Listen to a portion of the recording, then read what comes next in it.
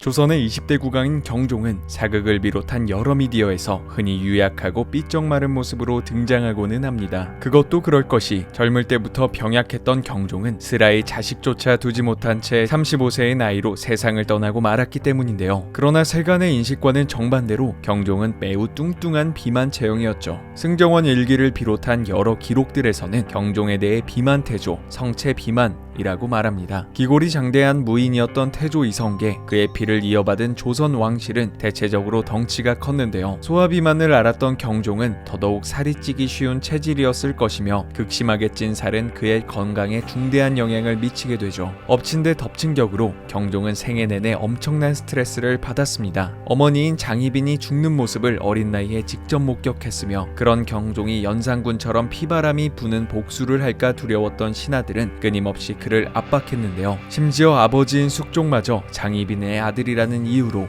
경종을 엄격하게 몰아세우자 이윽고 약간의 광증까지 보이게 되죠. 이런 까닭으로 다한증과 다뇨증까지 앓게 된 경종은 당뇨병 역시도 걸려 있었다고 추측됩니다. 31세의 나이로 왕위에 즉위했을 때는 이미 몸이 망가질 대로 망가져 있던 경종이었지만 어이들의 극진한 간병으로 어찌어찌 국정을 이끌어 나갈 수 있었는데요. 그렇게 4년이 흐른 1724년 8월 2일 경종은 식사도 제대로 하지 못한 채 발열, 오한, 설사와 함께 혼수 증세도 보일 정도로 급격히 건강이 악화되었죠. 그러던 8월 20일 게장과 생감이 경종의 저녁상에 올라옵니다. 그리고 저녁을 먹은 경종은 순식간에 중태에 빠져 24일 오전에는 의식불명 상태가 되어버리는데요. 당시 왕세제였던 연인군이 인삼과 부자를 급히 쓰도록 하라 라는 난데없는 지시를 내렸고 처음에는 반대하던 의관들이었지만 거듭되는 연인군의 강력한 주장에 결국 경종에게 지시한 한약을 처방하게 되죠. 그리고 이 일로 인해 더더욱 병세가 악화된 경종은 결국 승하하고 맙니다. 이 일련의 사건은 조선시대의 유명한 미스터리 중 하나인 경종 독살설을 촉발시켰는데요. 전통적으로 한의학에서 게장과 생감은 매우 좋지 않은 조합으로 알려져 있죠. 그렇기에 당시 의관들은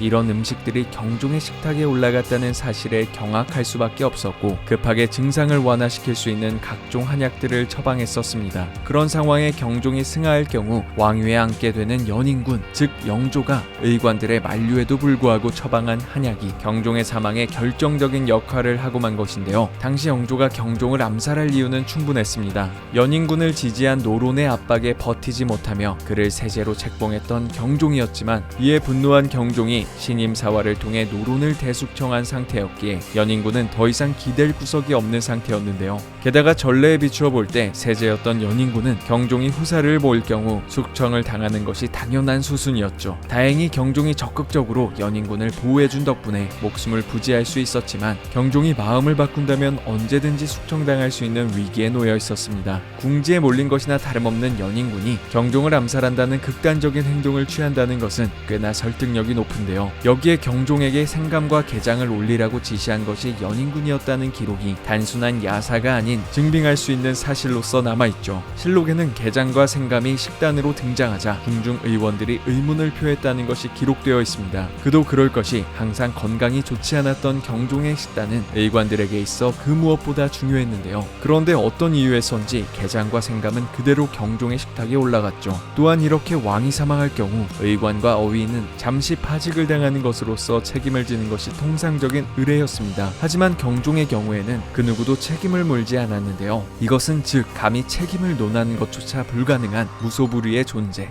바로 차기 왕인 영조가 게장과 생감을 올리라 지시했다는 것을 의미하는 듯하죠. 이에 얽힌 다른 일화도 있습니다. 영조의 치세 내내 경종 독살설은 그를 그림자처럼 따라다녔지만 영조는 그때마다 게장 때문에 죽은 게 아니다 라고만 반박할 뿐 자신이 직접 게장과 생감을 올렸다는 사실에 대해서는 부인하지 못했는데요. 비록 현대에 들어서는 게장과 생감 사이에 건강을 악화시킬 만한 관계가 없다는 것이 밝혀졌지만 당시에는 상식이나 다름없었던 위험한 음식 조합을 올렸다는 것 자체가 영조가 경종을 죽이겠다는 의지를 표명한 것이나 다름이 없었죠. 영조가 정말 독살을 목적으로 경종에게 이러한 처방을 내린 것인지는 아직까지도 확실히 밝혀지지 않은 미스터리로 남아있습니다. 한편 게장과 생감하고는 다르게 정말로 건강에 나쁜 조합 조합이 존재한다고 하는데요. 바로 현대인의 필수품 영양제에도 꼭 피해야 할 조합이 있다고 하죠. 먼저 마그네슘과 철분이 있습니다. 이 두 영양제를 함께 복용할 경우 철분의 체내 흡수율이 떨어지기 때문에 가급적 철분은 아침 식사 전에, 마그네슘은 저녁 식사 후에 먹는 등 시간텀을 길게 두는 것을 추천하는데요. 철분은 다른 영양제들과도 조합이 썩 좋지 않다고 하죠. 정력과 피로회복에 좋다고 알려진 아연은